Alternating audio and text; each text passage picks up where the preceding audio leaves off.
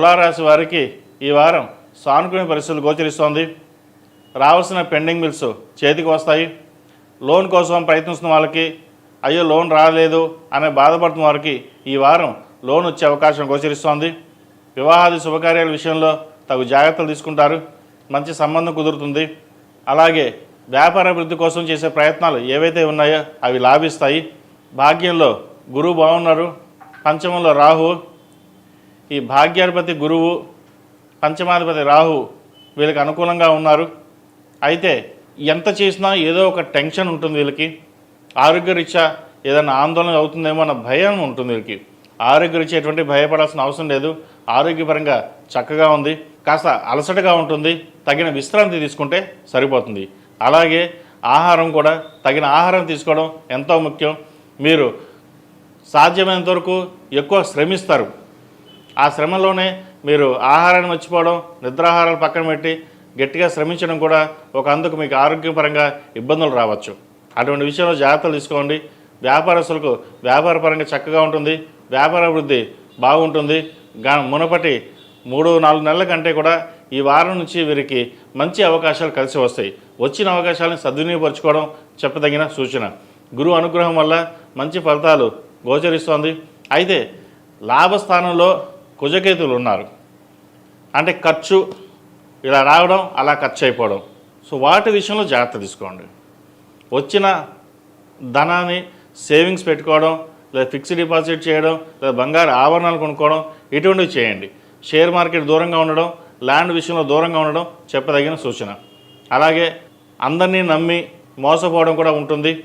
భాగస్వామ్య వ్యాపారాల కంటే ఇండివిజువల్గా చేసుకునే వ్యాపారాలు వీళ్ళు కలిసి వస్తాయి.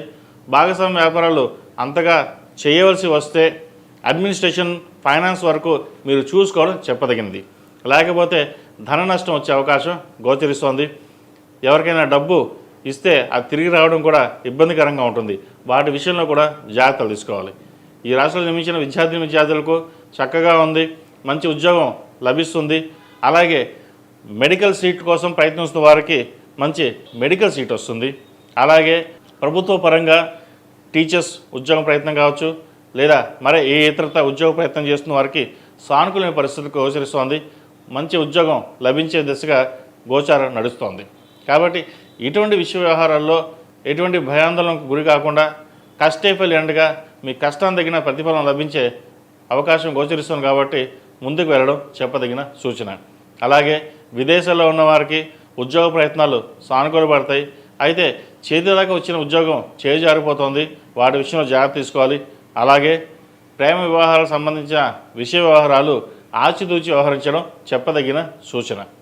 అదేవిధంగా షేర్ మార్కెట్కి దూరంగా ఉండడం, ఈ చిరు వ్యాపారస్తులు, హోటల్ మేనేజ్మెంట్, కాస్మెటిక్స్, బ్యూటీషియన్స్, డెంటిస్ట్కి, వైద్య వృత్తిలో ఉన్న గైనకాలజిస్టు వీళ్ళకి ఈ రంగాల వారికి వారం చక్కగా ఉందని చెప్పవచ్చు.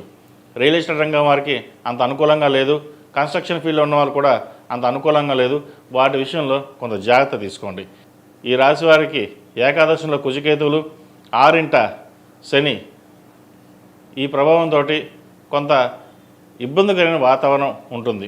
ఫైనాన్స్ పరంగానే స్ట్రెస్ ఎక్కువగా ఉంటుంది వీరికి. ఇటువంటి విషయ వ్యవహారాల మీద అఘోర పాశుపత హోమం చేయించడం, అలాగే సోమవారం నాడు రుద్రాభిషేకం చేయించడం చెప్పదగిన సూచన. ఈ రాశిలో జన్మించిన వారికి కలిసి వచ్చే సంఖ్య 5, కలిసి వచ్చే రంగు గ్రే. ఏదైనా పని మీద బయటకు వెళ్ళేటప్పుడు బుధవారం కానీ శుక్రవారం అడిగిన వెళ్ళండి. మంచి ఫలితాలు సంప్రాప్తిస్తాయి.